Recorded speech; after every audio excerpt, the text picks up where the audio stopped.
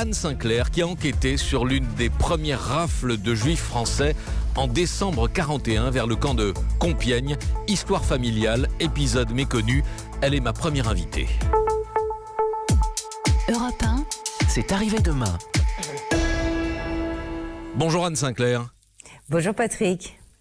La rafle des notables chez Grasset, c'est un livre qui devait être personnel. Vous vouliez raconter le destin de votre grand-père paternel, Léonce Schwartz, dont la légende familiale disait qu'il avait réussi à s'échapper du camp de Drancy. Et puis vous découvrez qu'en réalité, il avait été déporté et enfermé à Compiègne dans des conditions épouvantables. Et vous découvrez ce pan d'histoire méconnue de la persécution des Juifs sous l'occupation, 7 mois avant la rafle du Veldiv, la rafle des notables. Qui était-il ? Écoutez, c'était pas un livre sur mon grand-père, même au départ. Je voulais un peu retracer son itinéraire qui, de fait, m'était assez peu connu pendant la guerre.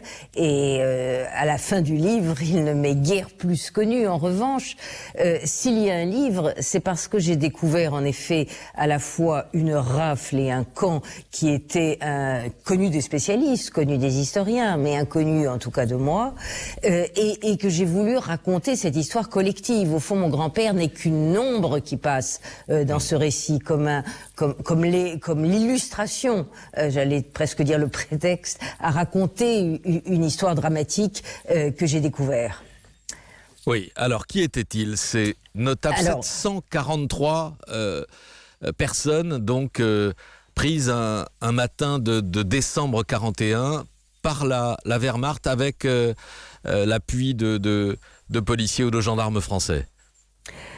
C'était en effet une rafle qui a été voulue par les nazis après, comme représailles, si vous voulez, après des attentats commis contre les forces d'occupation. Et cette rafle était la 3e en France. Il y en a eu une en mai, une en août, et celle-là est de décembre en effet. Mais c'est la première, et on y viendra, qui a fourni le premier contingent de juifs déportés de France. Et ils ont visé d'abord, en effet, ce qu'ils ont appelé des notables, ou plus exactement, ce qu'en allemand ils appelaient des juifs influents, c'est-à-dire, en effet, des magistrats, des présidents de cour d'appel, des présidents de cour de cassation, des intellectuels, comme le mari de Colette, le frère de Léon Blum, un grand avocat ténor du barreau qui était des sénateurs, qui avait été au cabinet de Clémenceau, des historiens, des intellectuels qui en effet représentaient ce qu'on aurait pu appeler un establishment influent. Mon grand-père, lui, ne faisait pas partie de ça. Il était un petit chef d'entreprise qui avait un commerce de dentelle en gros, et il s'est trouvé dans cette liste, et cette liste, au fond, avait été puisée dans un fichier juif, ça s'appelait le fichier juif, le fichier Tullard, qui existait à la préfecture de police de Paris, puisque les Allemands avaient demandé aux Juifs de se faire recenser, ce qu'ils avaient fait avec une certaine naïveté, bien sûr, et donc les Allemands n'avaient qu'à puiser. Donc ils ont puisé parmi, en effet, des dentistes, des avocats, etc. Et il y a eu un certain nombre de Juifs, 743, qui ont été raflés plutôt dans des quartiers, disons, plutôt bourgeois. C'était ce qui s'appelait eux-mêmes, et ils s'appelaient eux-mêmes des Israélites, qui est un terme qu'on n'emploie plus du tout aujourd'hui, sinon peut-être par les antisémites.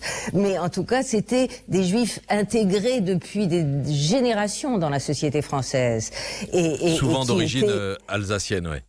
Oui, mon grand-père était d'origine alsacienne, et il y en avait un tas d'autres qui avaient même oublié, si j'ose dire, qu'ils étaient juifs, enfin en tout cas qui n'étaient pas reliés d'une manière ou d'une autre à la communauté de manière active, et qui donc se sont demandé pourquoi on les arrêtait. Ils avaient été anciens combattants en 14, souvent en 1940. Je parlais de Pierre Masse qui était là, son frère était colonel, toujours d'active, et ils se disaient mais j'ai toujours servi la France, pourquoi suis-je arrêté? Et ils ont adjoint pour avoir un contingent de 1000 déportés. La Gestapo voulait arriver à ce chiffre magique.